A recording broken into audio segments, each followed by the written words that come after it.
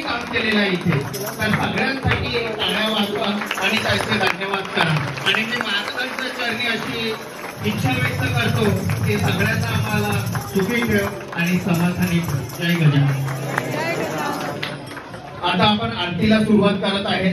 जसं म्हटल्याप्रमाणे मावशी सुरुवात करेल आणि तिथून आपण सगळे जणांनी एक एक यांचा आणि थोडी इकडे समीर हो तिथून थोडी तुम्ही सगळ्या द्या बस. म्हणजे इथून असं सगळेजण जाईल आणि बाकीचे सगळेजण असे चालेल. चल जय गजानन.